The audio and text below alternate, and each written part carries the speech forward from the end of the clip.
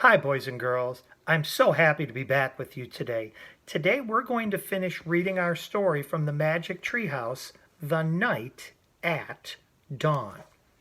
The last chapter we read together was chapter 8. If you recall from chapter 8, Jack and Annie were in the boat.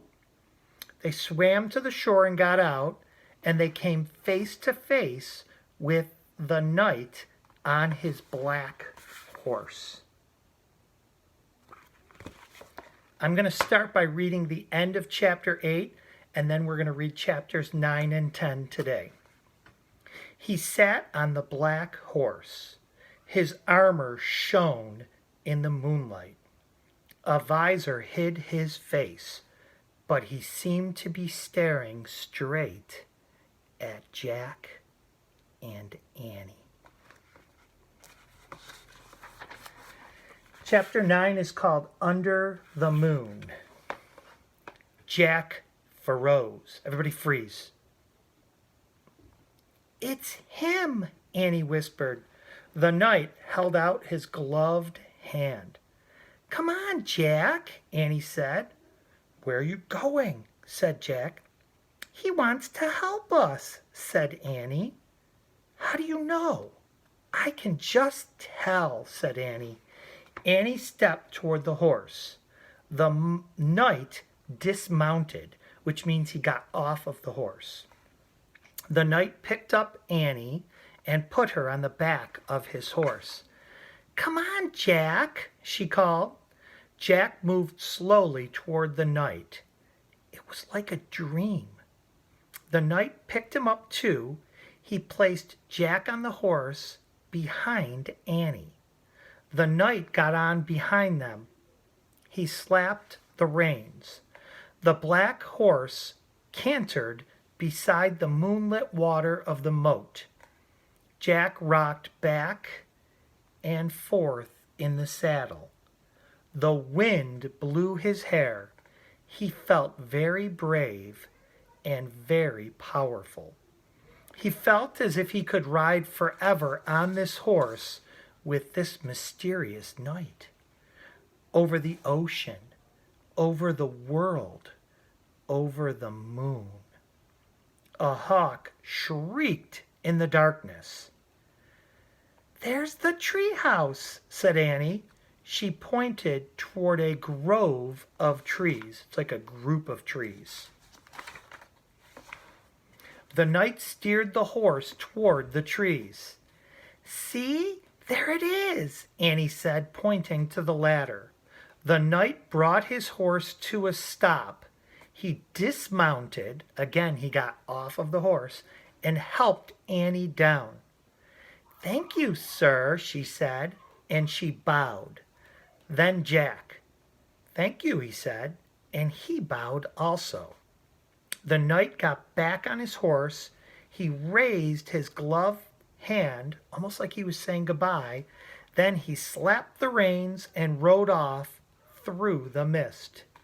Annie started up the tall ladder, and Jack followed. They climbed into the dark treehouse and looked out the window. The knight was riding toward the outer wall. They saw him go through the outer gate. Clouds started to cover the moon again. And here's the picture from that.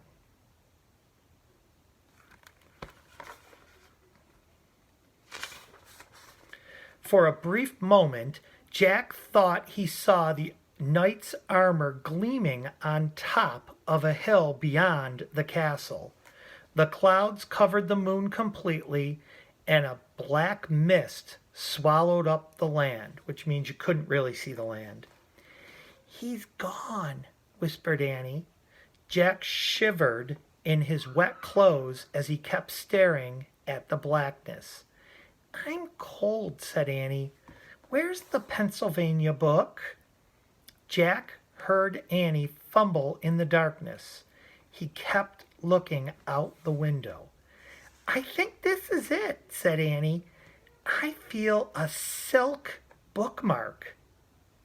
Jack was only half listening. He was hoping to see the knight's armor gleam once again in the distance. "Okay, I'm going to use this," said Annie, "because I think it's the right one. Here goes. Okay, I'm pointing. I'm going to wish. I wish we could go to Frog Creek." Jack heard the wind begin to blow. Softly at first. "I hope I pointed to the right picture in the right book," said Annie. "What?" Jack looked back at her. Right picture? Right book?" The treehouse began to rock. The wind got louder and louder. Can you guys make that loud wind noise we always do?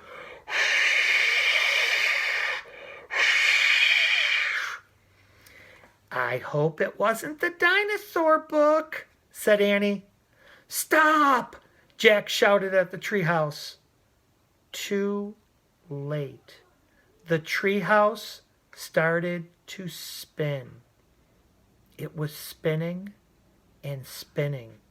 The wind was screaming. Go ahead and make your wind noise.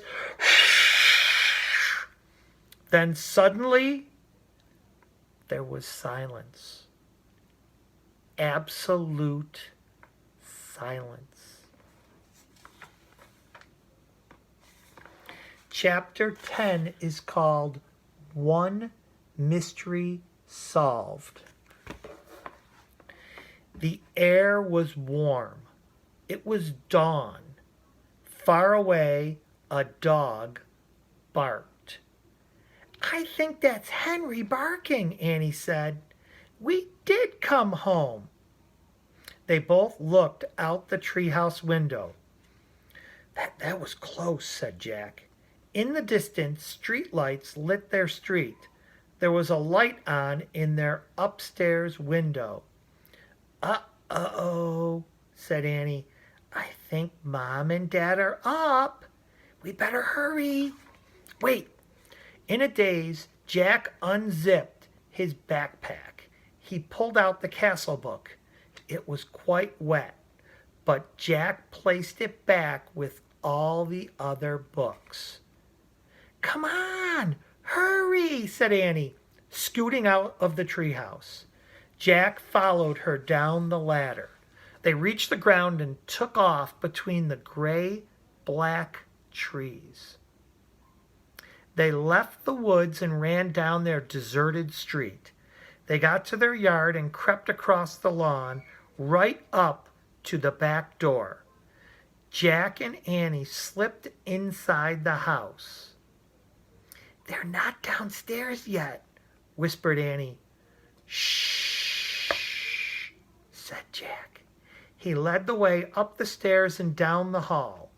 No sign of Mom or Dad. But he could hear water running in the bathroom. The house was so different from the dark, cold castle. It was so safe and cozy and friendly. Annie stopped at her bedroom door.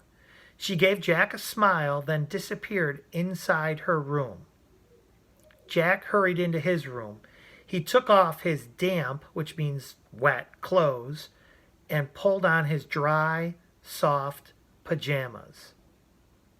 He sat down on his bed and unzipped his backpack. He took out his wet notebook. He felt around for the pencil, but his hand touched something else. He pulled the blue leather bookmark out of his backpack. It must have fallen out of the castle book. Jack held the bookmark close to his lamp and studied it. The leather was smooth and worn. It seemed ancient, which means very old. For the first time, Jack noticed a letter on the bookmark. It was a fancy letter M. Jack opened the drawer next to his bed. He took out the gold medallion. That's the one they found when they went to the land of the dinosaurs. He looked at the letter on it. It was the same M. Now this was an amazing fact. Jack took a deep breath. One mystery solved.